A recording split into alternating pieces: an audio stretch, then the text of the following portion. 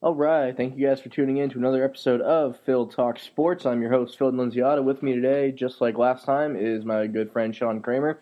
Today we're going to break down, among other things, mostly how the NFL draft shook out, and we had quite a lot of surprises this past weekend, didn't we? Yes, we did. The NFL draft was, I don't think it did not disappoint this season, or this year. The NFL draft had a lot of surprises, a ton of trades, and I think some teams made out pretty good, especially with the players they got. Yeah, I mean, trades especially, I felt like there was more than the average draft that I've, seen. Yeah. And it really didn't take long for there to be surprises, starting with the number one overall pick. We talked about it last week on a lot of the options, and while we knew Baker Mayfield was an option, I don't think we ever really thought that who was going to go number one. Yeah, I heard the report that the Browns were big on Mayfield, but I didn't think they'd actually pull the trigger. I thought they'd go with Sam Darnold. So when they announced Baker Mayfield as number one, that was very surprising. I did not expect that at all. So I essentially thought after that, Sam Darnold was going to go to the Giants, and the Jets were going to get somebody else. Whoever was left, pretty much at that Yeah. point. Yeah, I mean, I think I think as much as we were surprised, some of the other teams, it definitely shuffled their draft boards around, Yeah. as well. And Cleveland, their head scratching decisions didn't stop there because, we'll get back to picks 2 and 3. But when it came to pick 4, everyone assumed, if nothing else, that they were going to take Bradley Chubb, which they didn't end up doing. They went with Denzel Ward, the cornerback out of Ohio State. So, the questionable decisions didn't stop at number one with Cleveland. No, and I've had these discussions with other people about the Browns and this and that, and they're like, "Oh no, they have the Chiefs old GM." He's like, "They're going to make smart moves, this and that." I'm like, wait a minute, guys. This is the Browns." I said, for whatever reason, as soon as you're part of their organization, You lose all credibility. Yeah, all credibility, common sense just goes right out the window. I mean, who knows? Both players might turn out to be amazing, but I don't know. Hopefully, this Ward guy is as good as Jalen Ramsey, because if he isn't, then he was not worth the number 4 pick, especially with other players they could have gotten. Right, and I think that's where it really. I mean, like I said, Bradley Chubb has to be the obvious choice at that pick. Yeah. But to go back to Mayfield for a second, like me and you are someone that we're not anti Mayfield. We just didn't think he was gonna fit in Cleveland. Yeah. Like we talked last week, I wanted him in like Arizona or Denver or which when I said Denver, I totally forgot all the money they threw at Case Keenum. Yeah. I did forget about that last week, but still, I thought he was going to go somewhere like that. So Cleveland, he's an underdog, and they are an underdog mentality. So unless he truly, My problem with Mayfield is that it's not that I don't think he's going to be good. It's just his style of play is too similar to Johnny Manziel, and that's not what they need. I think he's better than Manziel. He could be. Yeah. And here's the thing. I thought Manziel had talent. It's just that was just a bad situation all around for everybody involved. But still, with Mayfield, though, his play could remind me a little bit of Manziel, like as far as the good parts of his play.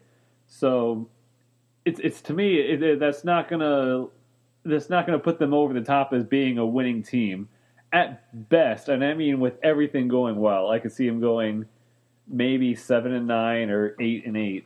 I don't see Mayfield, and which Mayfield's also a rookie, so I always give him a little bit of leeway with that. Mm-hmm. But overall, I mean, well, here's the thing: does Mayfield start right away? Because they do have Tyrod Taylor. See, that's the thing. I don't think he will.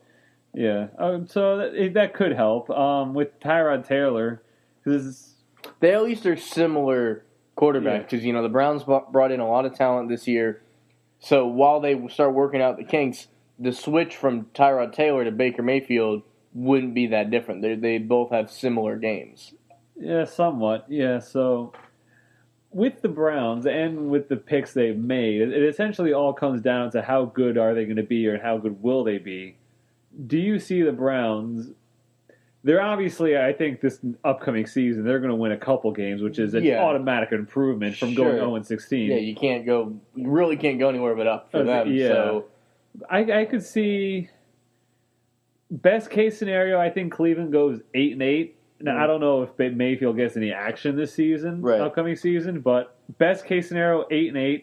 I think an average number of wins for them, I think, would be 6, and in anything below 5 wins is just another disaster year for Cleveland. I actually put him. I'd probably put him at 5 because my answer was going to be 4 and 6. 4 to 6 wins. Yeah. Would be the total. I'd have to dissect their schedule to see where those wins are going to come from. But like I said, a key to it is he might not start right away, and like the Browns aren't one of those teams like if they start 0-3, they're not going to push him in there because they're used to that. It's not they don't have a season to salvage or anything. Yeah. So like you said, with Baker going number 1, everyone must have shuffled their draft around. Yeah. And then we're sitting there with the Giants, and the story with them has always been the only quarterback they were gonna even consider taking was Sam Darnold. Yeah. And assuming he was going number 1, they were going to go running back. Yeah. And my the way I presented it last week is they're the guy at the party that's had too much that needs a bottle of water. He's not driving home. Doesn't need it right this second, but it would really benefit him if he went out of his way to get one now. Yeah. And the Giants chose not to do that. Well, as far as the Giants go, they had 2 situations on their hand. They could go in 2 different directions. One was looking to the future to replace Eli Manning, or 2 was to win now and add a dynamic running back to their offense because they believe they have a win now team. Because they essentially got rid of their old head coach who was terrible. Now they got Pat Shurmur, and who knows what he's going to be. They have a new GM. Who should at minimum be not terrible. The Giants should not be going 2-14 this upcoming season. Right. So for win now, I think it was a great move. If as far as the Giants passing on Sam Darnold, who knows? Maybe in 2 or 3 years that might come back to haunt them. Right. And maybe that might haunt them for a very long time, especially if Sam Darnold ends up being amazing. But as far as the Giants' current situation for winning now, I think they did great with picking Barkley. Right, and I love Saquon Barkley. I think he's a very transcendent player. No matter what team he steps into, he was going to make better. He was going to, be a highlight reel type player. Yeah. But this is a very deep running back draft. I mean, you look, the Patriots took the running back from Georgia, Sony Michel. Yeah, the Seahawks had a semi-questionable move when they took Rashard Penny, who was supposed, going to be a great player, but no one really saw him as a first. This was very deep at running back. Well, Saquon Barkley has, or not? Did I say that correct? Okay, yeah. Saquon Barkley, he is, from what I heard, is one of the highest scouted players for running backs coming out of college in a very long time. So he should be what Leonard Fournette was last year, if not better, or let's say in that ballpark. Yeah, or like a Kareem Hunt or somebody. He should be right off the bat an amazing player for the Giants. Right. As an Eagles fan, I'm not looking forward to facing him twice a year. I definitely think it wasn't a bad move, but it maybe isn't the best move they could have made. Yeah, I think.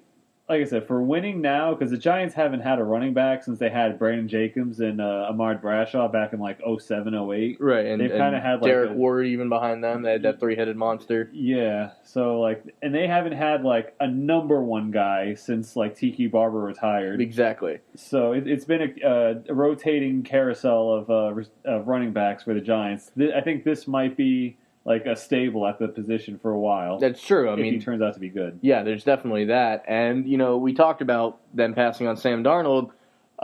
Didn't change much for him because he still ends up in New York. He just traded in his blue for green, and now he's a Jet. And we have to get your brother on here at some point because he's wanted Sam Darnold as a Jet since the beginning of the year, since the Rose Bowl last year, really, where they beat Saquon Barkley and Penn State in that Rose Bowl. He's wanted him ever since then. Yeah. And they, he thought they needed to tank. And the Jets, they didn't really tank till maybe towards the end of the year, and they still got their guy. So this was, to me, the Jets made out the best of any team in the draft. Usually the Jets are always at the butt of jokes or this and that, or they don't quite get the guy they want, this and that. A couple of drafts, I remember who was it they got? They got not Chad Pennington. Yeah. I don't know. They've never quite hit it on the guy, but I think this is their best chance they've had in probably ever to really hit it on a superstar quarterback. And to be fair, they're still doing it in Jets fashion because they're falling ass backwards into it. Yeah. But they did still get their guy. Yeah, no, they got their guy. My brother Craig, who's a big Jets fan, he's extremely happy with the pick. Which, like I said, we need to get him on here at some point to discuss it.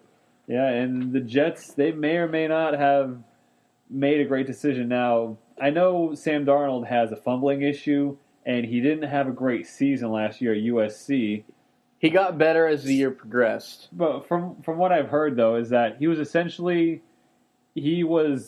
probably their best player on a very bad team, so he probably didn't have much to work with. Right. Because I feel like his first season starting, he had a much better cast around him, and that's why they did so much better and went to the Rose Bowl.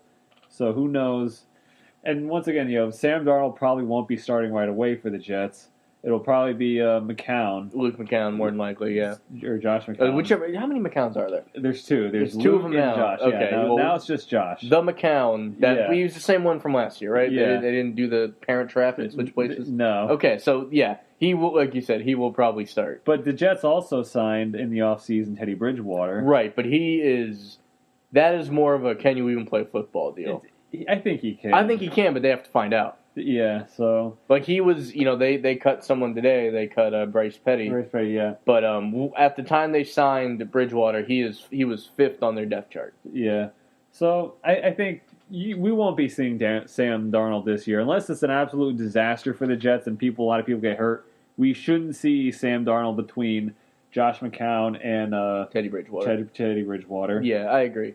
And you say that the Jets are the ones that made out the best. I don't exactly disagree with you, but I will have to say that the Cardinals are sitting, kind of pretty getting Josh Rosen at 10. They had to trade up a little bit, but overall, that was someone who at one point in these talks was going to go number 1 overall. Yeah. So to get him at 10, they made out pretty good. Yeah. Yeah, the Cardinals, I've been very critical of the way the Cardinals have operated. Like I said last week on this podcast, how much I thought the Cardinals have just been screwing around with just whatever at quarterback with Carson Palmer and this and that. I'm very impressed that they traded up, got Rosen. I think that was a very good move, especially for what they're going to have to compete with in their division between Russell Wilson, Jared Goff, and Jimmy Garoppolo. Right, so they had to get somebody. They had to, yeah. Mm-hmm.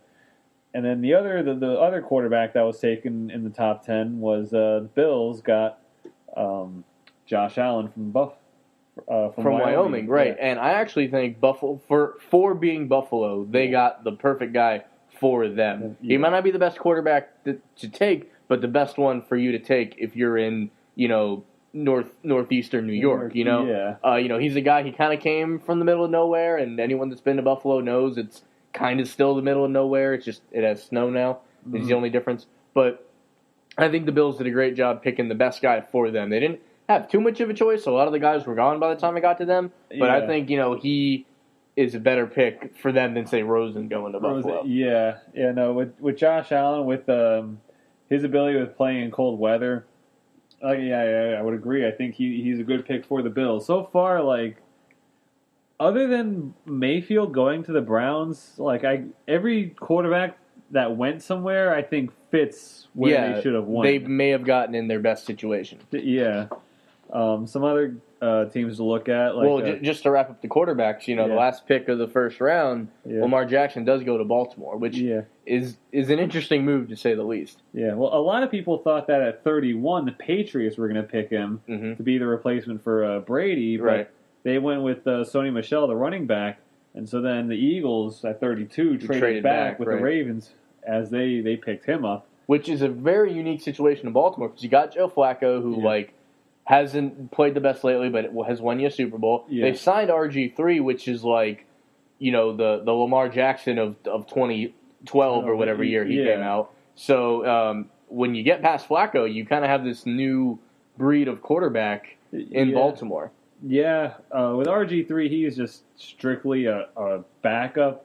But who knows? Maybe if things don't quite work out with Flacco, then who knows how long we'll see Lamar Jackson. But yeah, I don't think he's someone who's going to start immediately. And I think maybe having RG3 there will benefit him because he's someone with a similar skill set has been through all this before. Yeah, and I think Lamar Jackson's he'll probably sit the longest before he sees any action of any of these first-round quarterbacks.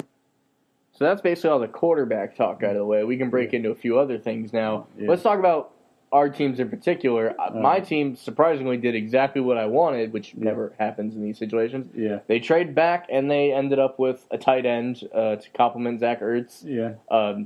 First name is actually Dallas, being drafted in Dallas. He's a tight end from South Dakota State, another small school guy. Yeah. Watched his film, seems like a genetic freak. He seems like a leaner Gronk is the way he looks in his in his highlight films and stuff. Yeah. But as far as that pick makes sense, as far as the Jaguar pick goes, it was a little more of a head scratching move. Yeah, the Jaguars. This one caught me completely off guard. Well, originally I wanted Calvin Ridley, the receiver, and he was dropping in this draft.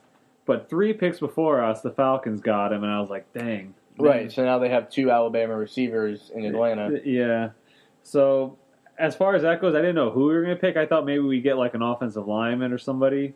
But we go with this dude. I've never heard of him, even for like playing for a big school. I haven't heard of this guy. Not only a big school, but like a Florida school that we, as much as we don't like the Gators, like we're around them. We're aware of what they do a lot of the time. Yeah, Taven Bryan is his name. He's a defensive tackle out of Florida, and I have yet to go watch film on this guy. I haven't like seen what he does.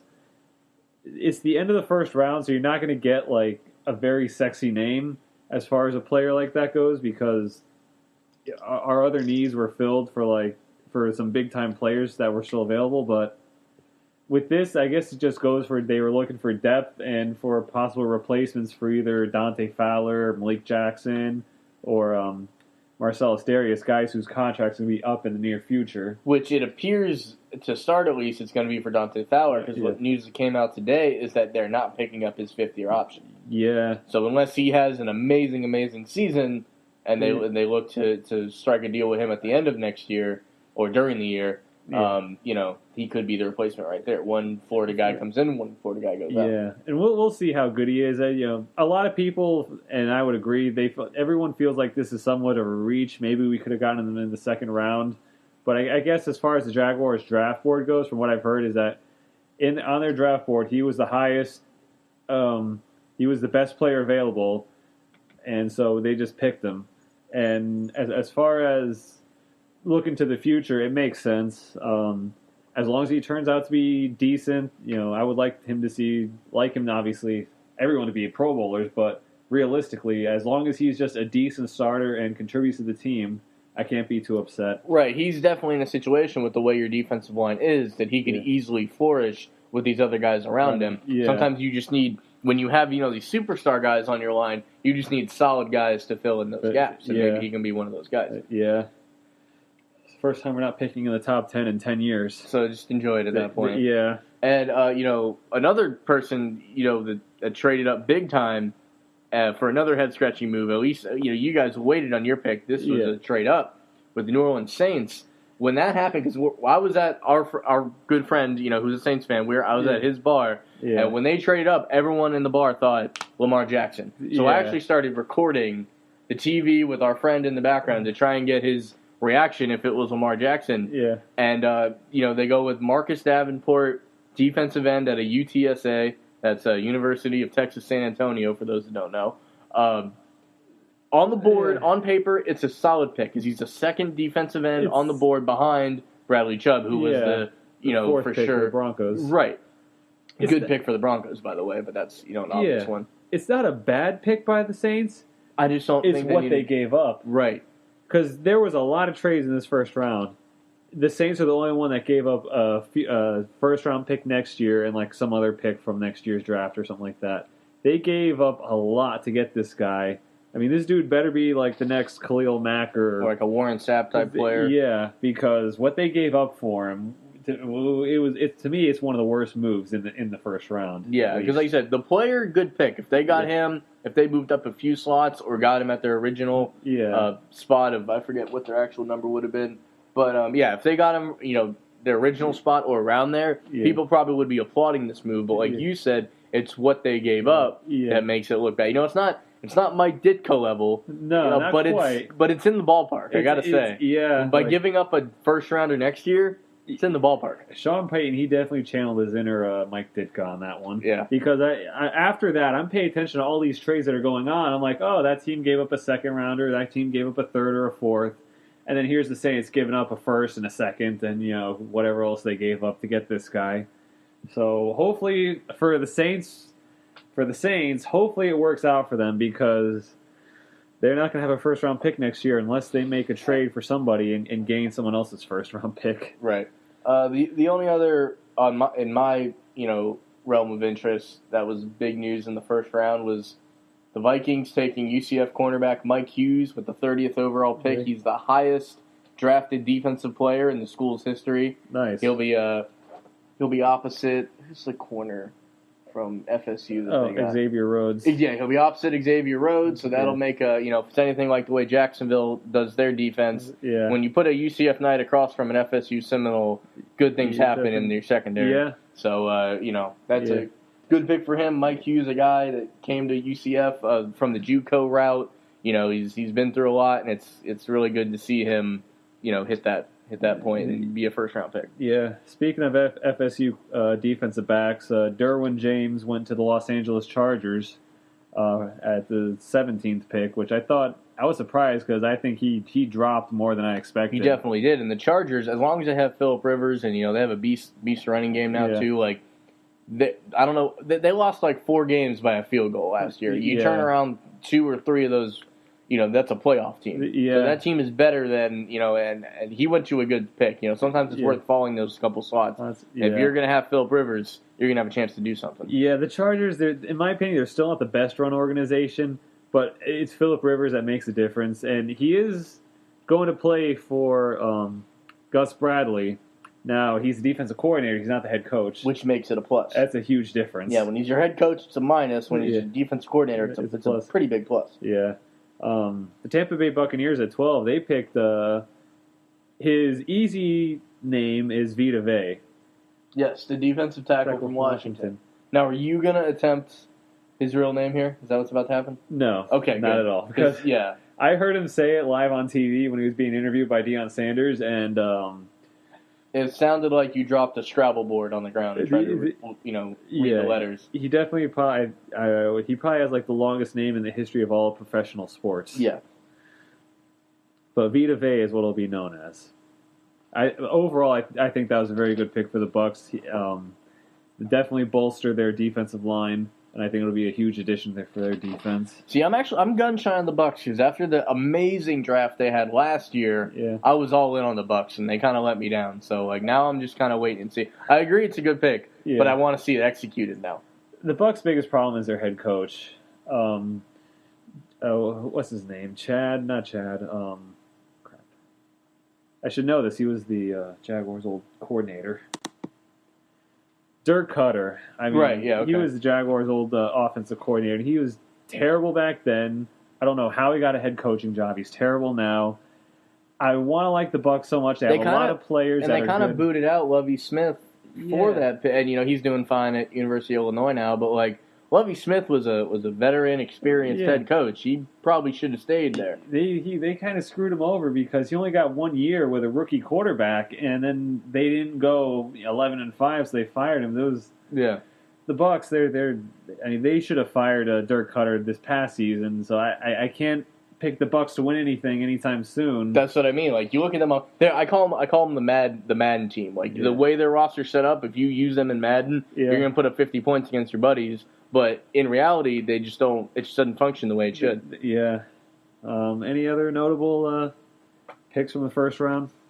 In the first round, an interesting one I see here is Carolina Panthers took Maryland wide receiver DJ Moore, who was I think second or third rated receiver. I think they're attempting to find someone to replace Calvin Benjamin that they traded away. Yeah. That's really the only other one that really jumped out at me. Yeah. Other than that, just other teams just picking offensive linemen, like the Colts got an offensive lineman. Very heavy offensive lineman first round. Yeah, it was a very deep draft from what I can understand, and the Colts are definitely a team that could use offensive line because Andrew Luck still isn't playing. Yeah, if they ever get him back, they're going to need to keep him upright, protect him. Yeah, and there was everything else kind of went. Steelers picked a Mason Rudolph. He was the best quarterback that wasn't a first round rated quarterback. So that's some questions. Is he the backup plan? Yeah, because every year now it seems that Ben Roethlisberger is questioning if he's coming back. So they have to at least attempt to find somebody. So that's where they went with that. Yeah. Let's talk about the Jaguars' first round pick was a bit of a head scratcher. But what do you think of that second round pick? Because you said you needed a wide receiver. Yeah. And that's exactly what they got in the second round. Well, I gotta say I'm happy with the pick. Hopefully he turns out to be decent. DJ Clark, I haven't heard a lot about him, but hey, I mean he's a young wide receiver, and we definitely needed one. So yeah, the need. I took a few minutes to research him after it happened. One thing I know about him is he wore number 7 at LSU. Yeah. The last 3 guys to wear it before him was Patrick Peterson, Tyrann Mathieu, and Leonard Fournette. So if he can join those guys at any capacity, I think you're doing okay. I'll be very happy. Yeah. And, to skip a few picks here, all the way down to the 5th round, obviously one of the, as a UCF person, and really this became more than a UCF story. This became something This was a national story. The average football fan was at least curious what was going to happen here. Yeah. And that is, Shaquem Griffin, the linebacker from UCF. I don't consider, this isn't the way I introduce him to people now when I talk about him, but he is the linebacker with one hand. Yeah. Former Defensive Player of the Year for the American Conference 2 years ago. Just a great overall player. I've seen him play in person upwards of 20 times now. Yeah. The guy is a game changer. And, we're sitting there in the 4th round, we being the Eagles. We have 2 picks. We have pick 125 and 130. Yeah. And I really wanted him in one of those picks, but we went in other directions. Yeah. But, lo and behold, he ends up going to the Seahawks, which is where his twin brother plays, Shaquille Griffin, who plays cornerback for the Seahawks. And now the Twins are reunited again, and I can't think of a cooler story that I've seen in a long time. Yeah, I mean, other than him playing with his brother on the same team, it's a good move for the Seahawks. I think it makes sense. I think he fits their team very well. Because they let go of Bobby Wagner. I don't think yet, but I think coming up with the money to re-sign him is going to be a question in the future. Yeah, so to me, I think that was a perfect pick. He fits perfectly on the Seahawks. So as far as the cool story and everything, I think what's even better is that it all makes sense. It's not just some team reaching for him. Right. It's on paper. It even makes sense. Essentially the biggest issue in Seattle right now, they're trying to rebuild the Legion of Boom. Yeah. Like Legion of Boom 2.0 or something. And these two guys working together, maybe they can keep a Bobby Wagner or something. But it's definitely one of those situations where it takes a lot of strides into possibly making that happen. Yeah, no, and I think Shaquem Griffin, I think he could turn out to be a very good player. From what I saw of him playing in college, he was very good. And the one negative to this story so far is the Seahawks do not play anywhere in Florida this coming year. So us Knights fans that want to see him, play professionally, either have to get on a plane or wait a year or two. But I'm definitely looking forward to that. And everyone, like I said, it went from a regional story to a national story, and I think everybody was happy to see it. Oh yeah, absolutely. Another quick little interest piece here is the Philadelphia Eagles in the 7th round made a little buzz. It's hard to make a buzz in the 7th round usually, but the Eagles went with a former rugby player, Jordan Matala, if I'm saying that right. Yeah. This dude is, I believe, he's 6'8", and he's 346 pounds. And I've seen his rugby highlights, and this guy straight murks people. He runs over everybody. And interestingly enough, he does have the power and the footwork, it appears, but he's going to play offensive line, which is going to be very interesting. And that's really the last little piece of, like I said, it's hard to make a splash in the 7th round. I feel like the Eagles did that. Yeah, the Eagles, I know he's going to play offensive line. At one point during the season, when you're blowing somebody out, something like that, you got to put him in at fullback. Yeah, just give him a carry or two and just see what happens. Right. I mean, you got to give him that William Refrigerator Perry moment. Yeah, I feel like we could get the next Mike Allstott run where he's just running over people and they're just falling off him. And remember that one that John Gruden described as it lasted 5 minutes. Right, we'll get something like that, and also it's not the worst thing in the world because Garrett Blunt's no longer on the team, so he could eventually take that role depending on what happens. Yeah. Because I don't think he's married to playing offensive line. That just seems his size and speed the obvious way to go. All right, so before we move off the draft, anything else worth mentioning? Well, last thing to mention, with the 256th pick, the Washington Redskins selected Trey Quinn, wide receiver out of SMU, who is Mr. Irrelevant, the very last pick of the draft. Right, so, it is always interesting that you do take the time to possibly, see if that player makes any impact at all or even makes the roster. That's right, yeah. And then after that, all the teams, they all signed a bunch of undrafted free agents. Right. So that's pretty much it.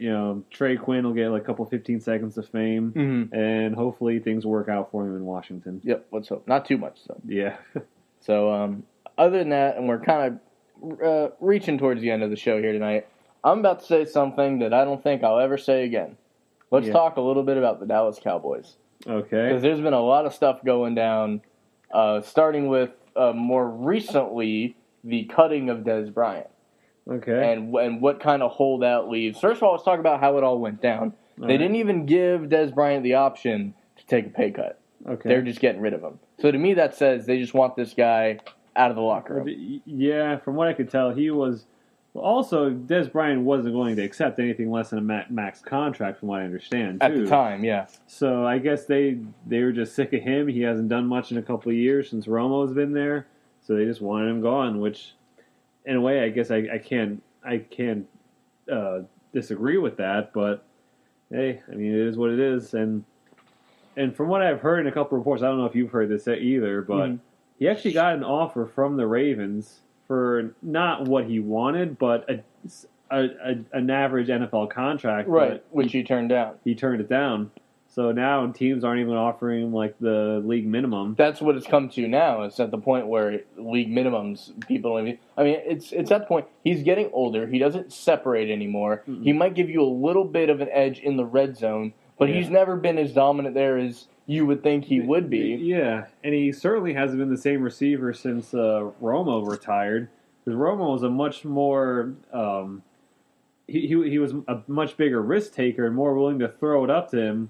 To Dez than Dak Prescott. Yeah, because Dak Prescott's much more of a conservative, make sure the guy is wide open before he throws it to him, where Romo, is much wilder with the ball. Yeah, so. He's definitely more of a vertical thrower, which is what Dez maybe needs, which is why, when you think about it, Baltimore would have been a good pick. Yeah. Because that's essentially what Flacco is. Yeah, so to me, Dez Bryant, to me, he's a little out of touch with reality. If he didn't take the deal with Baltimore, that's the best deal that's the best offer he was going to get. Right. And so now, who wants him? This guy that wants a max contract, who's not as good as he once was, and thinks that he's great when he's really not, especially with what he's not done in the past 2 or 3 seasons without Romo there. That's exactly right. And the other thing with him is, the Cowboys have not only moved on, but they moved on in a different, during the draft, they actually made a trade with the Rams to get Tavon Austin,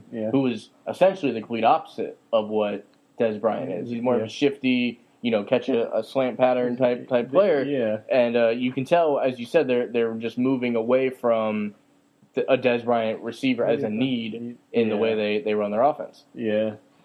And speaking of that also... well, you're a big fan, so I'll let you take it away, of this guy. He's probably, I would assume, I know he's a Dallas Cowboy, but if you had to pick your favorite Dallas Cowboy player, it'd probably be this guy. Yeah, I mean, that's true. I mean, picking my favorite Dallas Cowboy is like, picking the smartest person in the ESE class. Yeah. But I have to agree, we found out it was a little bit up in the air earlier in the week, but Jason Witten has officially decided to retire.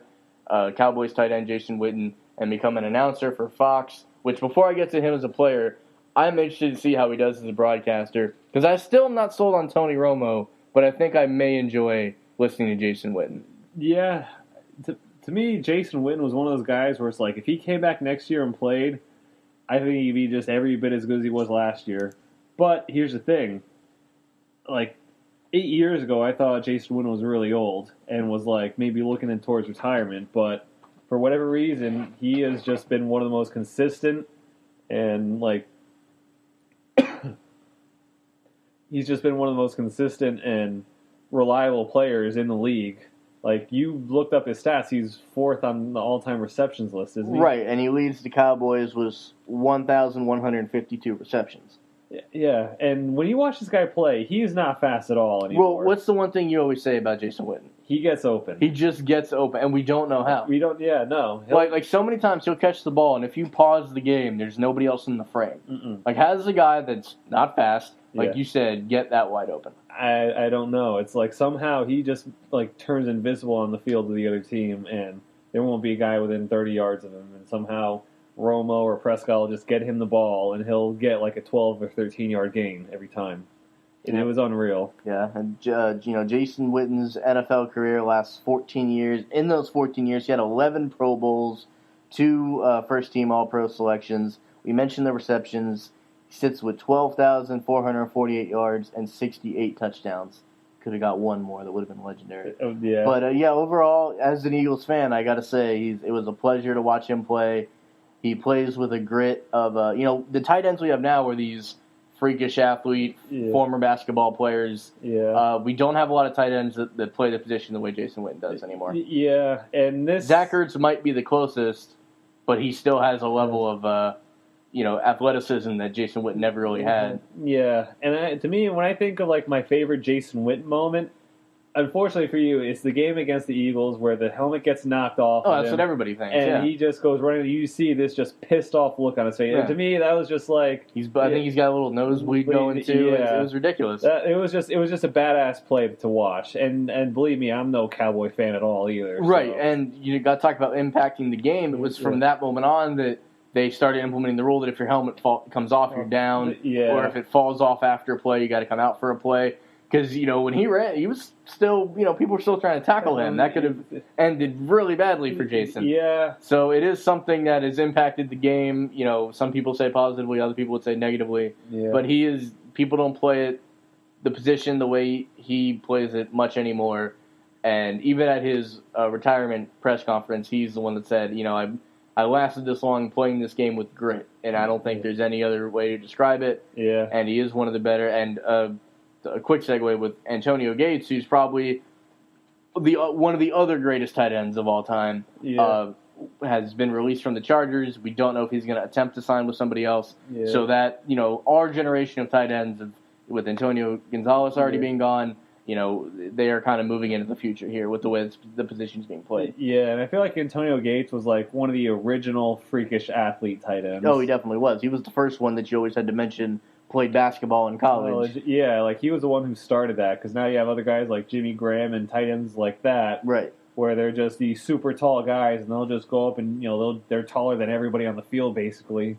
You just throw the ball up to them, and they'll catch, all these touchdowns and everything like that, like Gronkowski and Jimmy Graham and guys of those nature.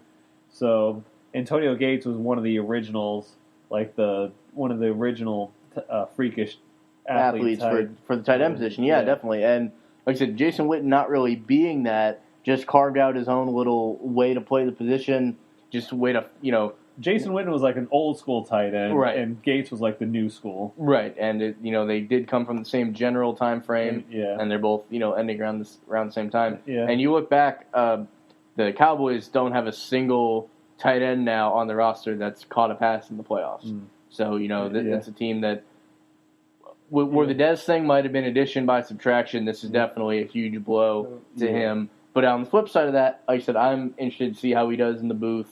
Yeah. I'm not sure if he's doing. I assume he's doing color commentating. I doubt he's going to be the play-by-play guy. So yeah, as far as that goes, I wish him a lot of luck. Yeah. So as we wrap up here, I guess we can just talk a little bit about the other big news that's going on right now. And that's the NBA playoffs. They're getting in full swing here. I think a lot of people, it's almost like baseball where people don't always pay attention to the regular season anymore, but they start to come around during playoff time. And, the biggest story, I guess, has been the struggles of Cleveland, going 7 games against Indiana, sneaking that one out. Victor Oladipo had an amazing series for the Pacers. And, now he's trying to pulled off again against Toronto, and he's always kind of had their number, so that one might go pretty soon. But for LeBron James. For LeBron, yes. Yeah. And it just looks like it at least is enjoyable to see him not blowing through the East the way the Warriors appear to be doing to the West. The Cavaliers, they, aside from LeBron James, they're not a very good team. Right. So this is definitely, especially that Pacers series, this has been all LeBron James. He has gotten very little help. Like, I know game 1 against Toronto, the rest of the team played well, but from what I've heard and what I've seen, LeBron James, he is like playing out of his mind right now against everybody. So this is a lot of just LeBron James trying to carry the team on his back at the moment. Right. And I know you might not like the guy, but what he's doing right now is probably one of the more impressive things he's done so far in his career. Well, that's the thing. He's always been impressive, and like you said, I'm not what you call a LeBron guy. Yeah. But apparently, to not be a LeBron guy, all that means is you don't automatically agree with everything he's doing.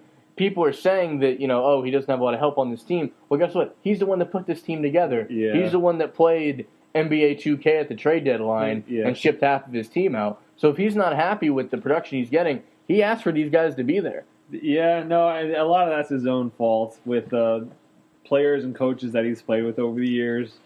But, yeah, I mean, and LeBron, he just eked out today a win over in Game 2 over the Raptors. So he's up 2-0 against Toronto. Right. And so it looks like they're halfway to winning the series against Toronto already after going 7 against the Pacers. Right.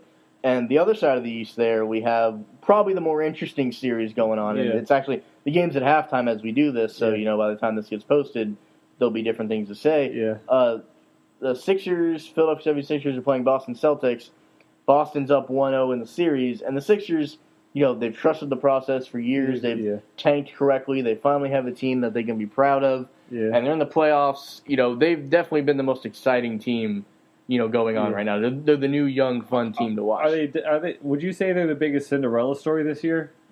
I think it had the Pacers. The Pacers were one win away from being that. I think if they would have beat the Cavs, they would have been that team. But otherwise, I think they've been fun. The Jazz are playing really well, which a team I've never really cared much for. They swept that first round series, and now they're giving it all against. They actually beat Houston yesterday, so they're tied 1-1 in the team that's overall the best offensive team in the game. Yeah. So there's been a few of those Cinderella stories. I think it's made the playoffs more interesting. It's not a guarantee that we're going to get Cavs Warriors for the 86th year in a row. Yeah.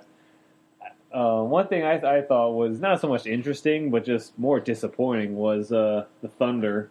Just for whatever reason, Russell Westbrook just can't do it by himself. Right, and he can't, but he kind of, he's kind of one of those guys where he's a ball hog in the wrong ways. Like, Kobe used to do it, but they'd find a way to win, so no one really said anything. And I think he's one of the most dynamic players out there, but he's got to learn to play as a team if he wants to get farther. I mean, Carmelo Anthony's a shell of himself. I don't really think that worked out the way they wanted. But even with Paul George being there, they should have got out of the first round. Yeah. Who's the guy that you like to listen to on the radio? Colin Cowherd. Cowherd. He rips him a lot. I'm not on that level. No, but Cowherd has said something that did make sense though about Westbrook. Mm-hmm. He said this like last year after Durant left. Right. Is that Westbrook has to learn to take it down a notch with his playing style. Right. He'll play the last minute of the game the same way he plays the 20th minute of the game. Yeah. Which isn't a bad thing, but when it comes to a team sport, though, and especially with the way basketball is, the way you want it to be played as a team sport, Westbrook just doesn't fit that style. Like, to him, it's just 100 miles an hour all the time, trying to make the shot, and that doesn't work over the course, especially in the playoffs. In the regular season, you can run over some of the bad teams like that, right? But you're playing the good teams now. That you got to learn to make basketball a team game. Yeah, you don't average a triple-double for 2 years in a row without being good at basketball, but you got to be able to orchestrate your teammates in there. And make it out of the first round. Exactly. So it'll be interesting to see if Paul George and Melo are both gone and what that leaves for Russell Westbrook after that. Yeah. But aside from that, I think that we're going to draw the curtains on this episode. I want to thank you guys for listening to the second edition of Phil Talk Sports, and we'll be back in a week. We got to try and get your brother on here, talk a little Jets, Sam Darnold action. Yeah. But until next time, guys, I'm Phil, he's Sean, and we'll see you next time.